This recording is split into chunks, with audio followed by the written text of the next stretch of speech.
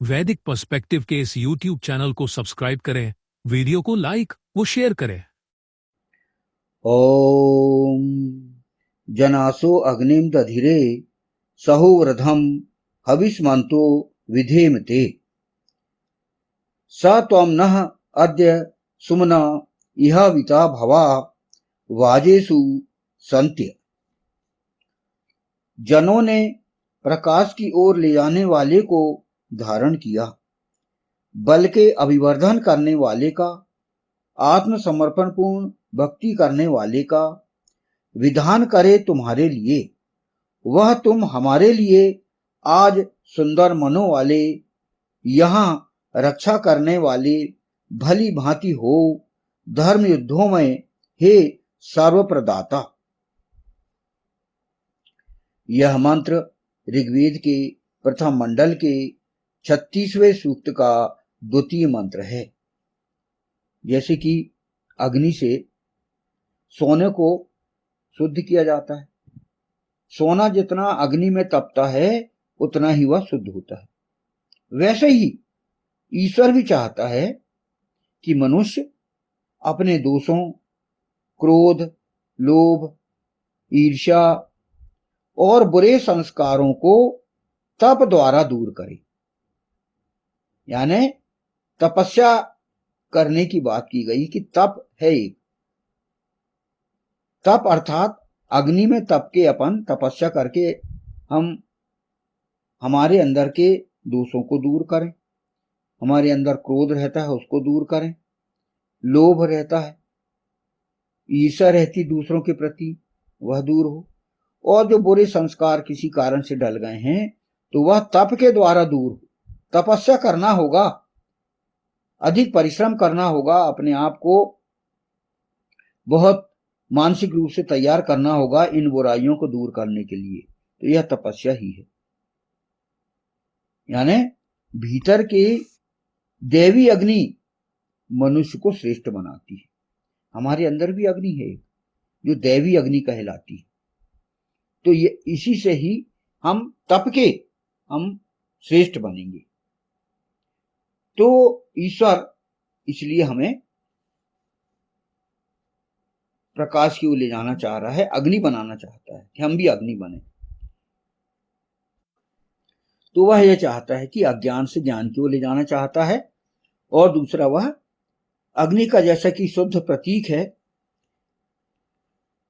जलना, जलाना, जैसे सोने को शुद्ध किया जाता है वैसे ही ईश्वर भी हमें शुद्ध करना चाहता है, एकदम प्योर करना चाहता है।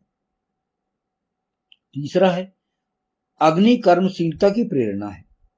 अग्नि जो होता है वह कभी स्थिर नहीं रहती, वह निरंतर ऊपर उठती है। कर्मशीलता की प्रेरणा देती है हमें अग्नि।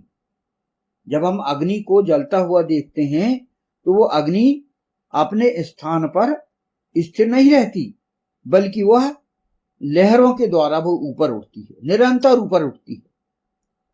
उसी प्रकार मनुष्य भी निरंतर प्रगति करे, निरंतर परिश्रम करे, अपने अंदर उत्साह उसके अंदर हो और ऊंचे लक्ष्य की ओर बढ़ना चाहिए। यह प्रेरणा देता है अग्नि का ये स्वभाव।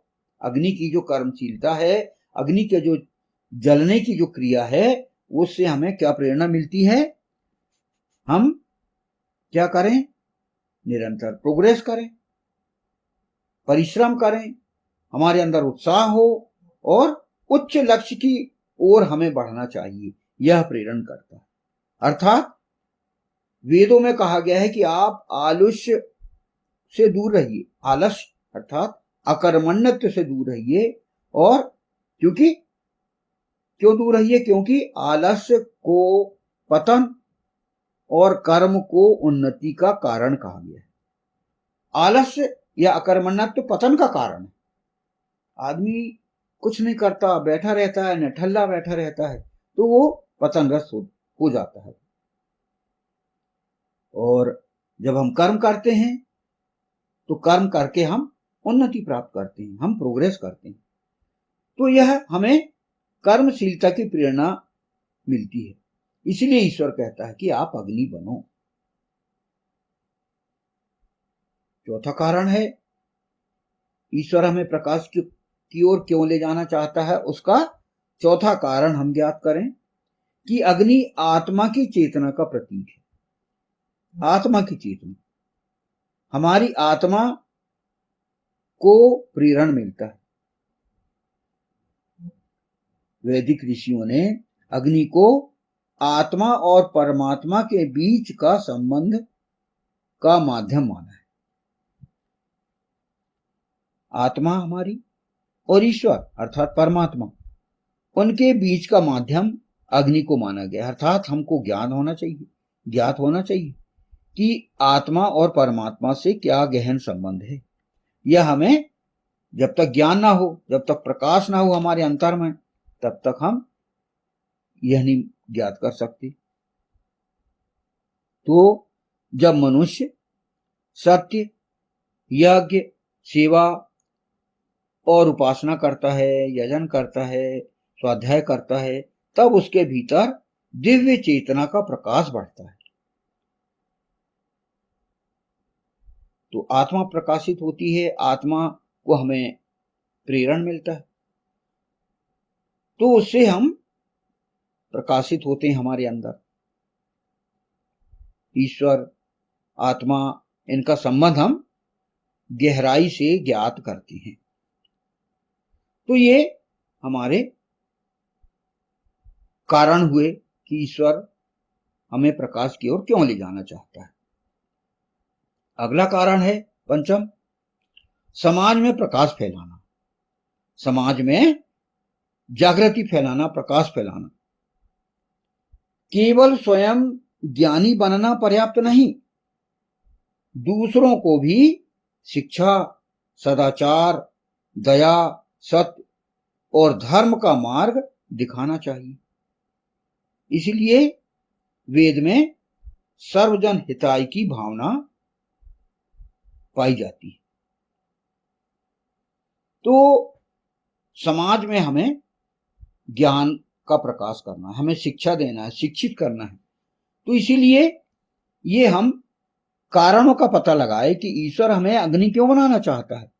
ईश्वर हमें क्यों चाहता है कि तुम भी अग्नि बनो, तुम भी प्रकाश प्राप्त करो, तुम भी नायक बनो।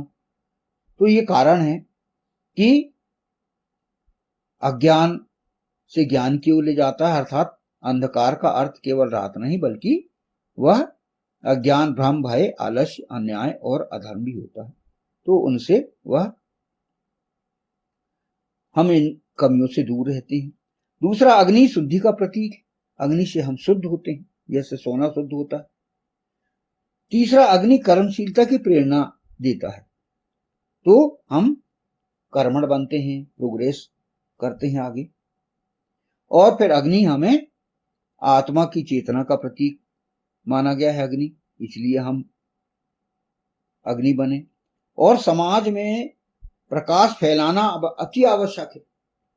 हम जिस प्रकार अग्नि बने हैं, तो दूसरों को भी हम प्रकाश की ओर ले जा सकें। इसीलिए ईश्वर चाह रहा है कि आप भी अग्नि बनो। तो जैसे कि पिछले मंत्र में हमने विष्णु परम पुरुष के विषय में ज्ञात किया था, इसमें वह भी अग्नि है, विष्णु भी अग्नि है। तो वो अग्नि बन के विष्णु बना है। तो इंद्र अग्नि सोम कहा गया है वेद में। तो यहां पर वही जो विष्णु परम पुरुष है, अग्नि, ये सभी देव, देवियां और जो दिव्य कर्म करने वाले हैं, ये सभी अग्नि हैं, अर्थात प्रकाशित हैं, वो ज्ञान संपन्न है।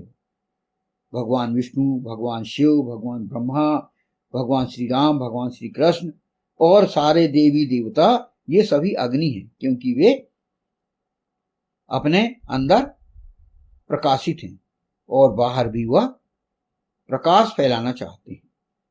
इसलिए जो है ईश्वर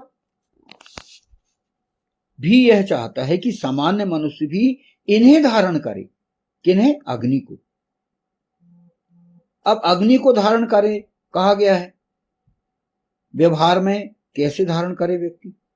प्रैक्टिकली जन सामान्य अग्नि को कैसे धारण करे, मतलब उसका अनुगमन कैसे करे। अग्नि का अनुगमन व्यक्ति कैसे करे?